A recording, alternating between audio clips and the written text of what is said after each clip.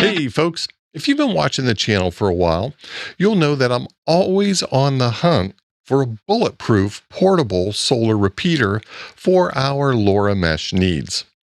For a long time, the Atlavox S4 was my absolute go-to for a turnkey portable solar node.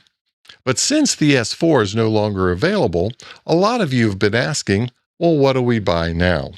Well, for the last several weeks, I've been putting this thing through its paces. This is the Elecrow ThinkNode M6. It's an NRF-based node with built-in GPS and 7,000 milliamp hours of battery capacity that's charged with an integrated 6-watt solar panel. In the last several weeks, I've subjected this node to Texas storms, a full dose of unpredictable Hamvention weather, and the full heat of a Texas field day weekend.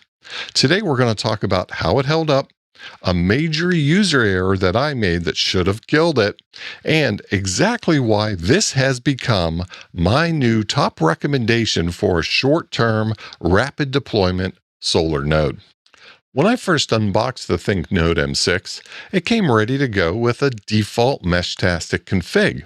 Now I wanted to see how the power management handled changing weather conditions before I committed to taking this thing anywhere. I didn't really do anything fancy. I just literally took it out back, propped it up toward the sky using a couple of heavy landscaping blocks, and I left it alone for 2 weeks. During the first few nights, we were slammed with massive thunderstorms, followed by several days of consecutive overcast skies.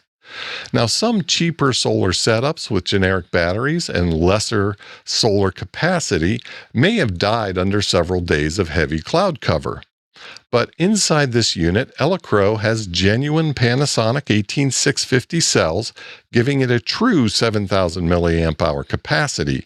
Paired with that power-sipping NRF52 architecture, the 6-watt panel and Panasonic batteries kept the unit humming without any hiccups, no moisture inside, and no power drops.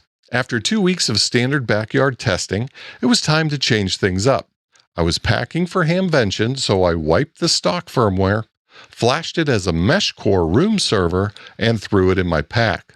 Now, I want to give you a lesson learned if you plan on flashing MeshCore on this device.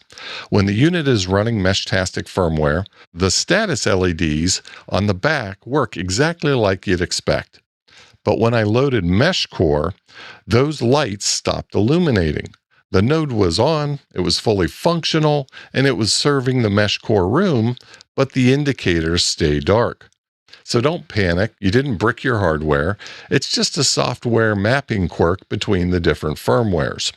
Once we got to the campsite on Thursday, I placed the M6 on our camper roof, facing south, and that's where it stayed until Sunday.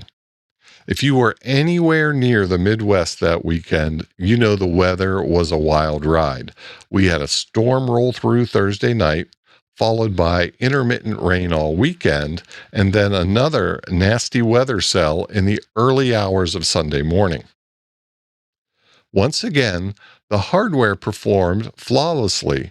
There was zero weather-related downtime, and the solar charging system kept the node up even with the constant gray skies and rain. But here's where the story gets interesting and where I got a little lucky. When Sunday rolled around and it was time to pack up camp, I climbed up to pull the M6 off of the camper roof. It hadn't budged an inch. It was still facing perfectly south, and it was completely soaked from the morning rain. But as I grabbed it, I noticed something that made my heart drop. The rubber seal over the USB-C port was hanging wide open. Now, I don't know if wind and vibration worked it loose, or if I simply forgot to press it closed when I deployed it on Thursday. But that port had been exposed to multiple days of downpours.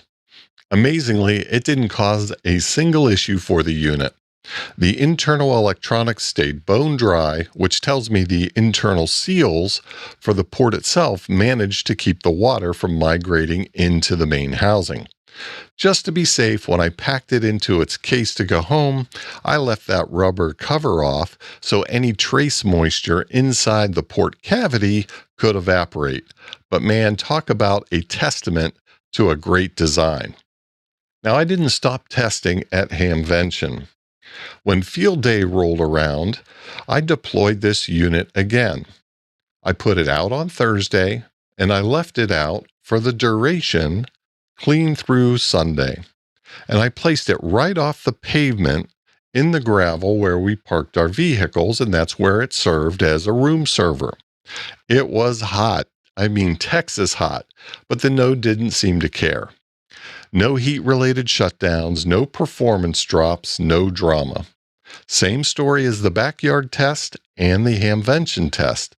Set it out, face it south, and walk away. That back-to-back-to-back performance is what sold me on this as a grab-and-go field repeater.